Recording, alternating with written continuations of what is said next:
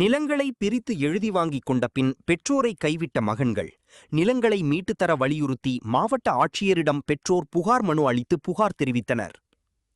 மயிலாடுதுறை மாவட்டம் சீர்காழி அருகே அல்லிவிளாகம் கிராமத்தை சேர்ந்தவர்கள் ராமசாமி என்பது பாண்டிரவி 70 தம்பதியினர்.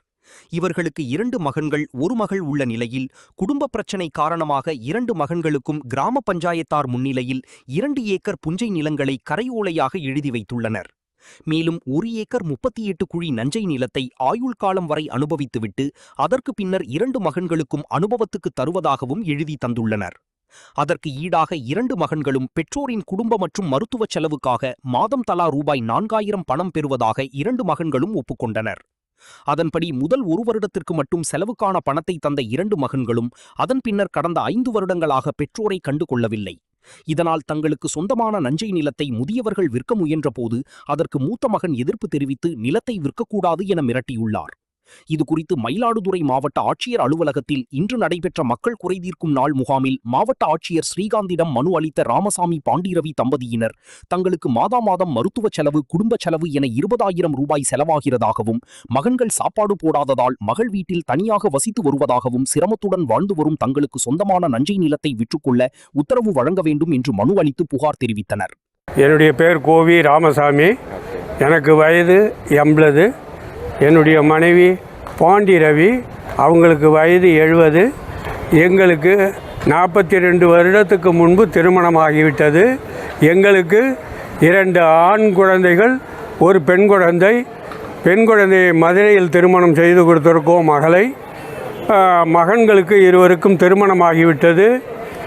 எங்கள் சொத்தில் நெடுஞ்சாலைத்துறையிலிருந்து பணம் போட்டார்கள். நெடுஞ்சாலைத்துறையிலிருந்து கையகப்படுத்திய இடத்திற்கு பணம் போட்டார்கள்.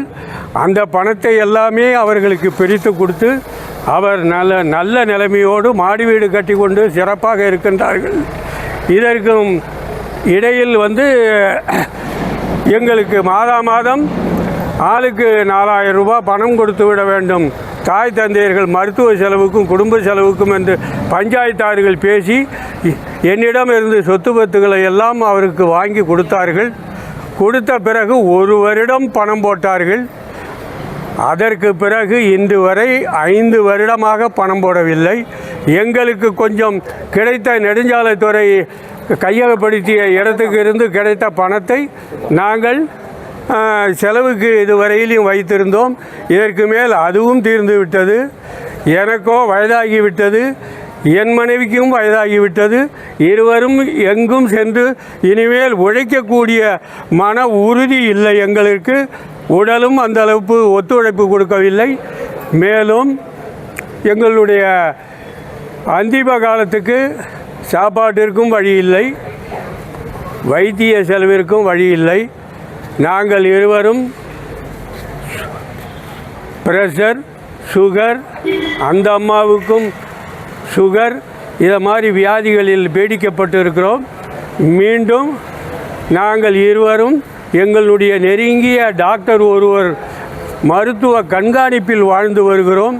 இப்படி எங்கள் நிலைமை சென்று கொண்டிருந்தால் நாங்கள் இதற்கு மேல் உயிர் வாழ்வதற்கு லாயக்கற்றவர்களாக இருவரும் தற்கொலை செய்து கொள்ள வேண்டியது தவிர வேறு வழி இல்லை என்று இந்த நேரத்தில் நான் குறிப்பிட்டு கொண்டு மாவட்ட ஆட்சியரிடம் மனுவை அளித்திருக்கிறோம். அவர்கள் நல்ல தீர்ப்பு வழங்கி எங்களுடைய சொத்துக்கள் அனைத்தையும் எங்களிடமே ஒப்படைக்க வேண்டும்.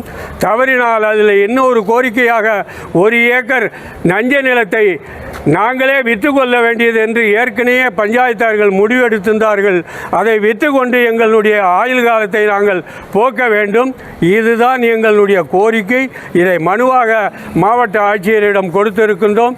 நிருபர்களாகிய உங்களுக்கும் தெரிவித்துக் கொள்கின்றோம். ஐயா, இப்போ உங்களை ஏன் பசங்க ஏதாவது எதுவுமே செய்ய மாட்டாங்களா, இல்லை ஏதாவது கொடுமை பண்ணுறாங்களா? கொடுமைக்கே இன்னும் போகவில்லை. எங்களுக்கு நாங்கள் 2 பேருமே எங்களுடைய மகள் வீட்டில் இருக்கிறோம், தனியாக வசித்து வருகிறோம். பசங்க உங்களை டிஸ்டர்ப்லாம் பண்ணுறது இல்லை? அது ஒன்றும் இல்லை. எப்பயேனும் மற்றவர்கள் மூலமாக எங்களை மிரட்டுறது. பெரிய பையன் மாத்திரம் மாதவன்கிறவரும் மிரட்டுவார். சின்ன பையனும் சாதுவான பையன். அவர் நிலத்தை விற்று கொள்ளுங்கள், அதில் ஒன்றும் ஆட்சேபனை இல்லைங்கிறாரு. ஆனால் பெரிய பையன் மாதவனும் நிலத்தை விற்க யார் வாங்க வர்றது, அவனையும் பார்த்துடுவேன், உன்னையும் பார்த்துடுவேன் அப்படின்னு எங்களை மிரட்டுகிறார்கள். மக கட்டி கொடுத்த வீட்டில் தான் நாங்கள் இருக்கோம்.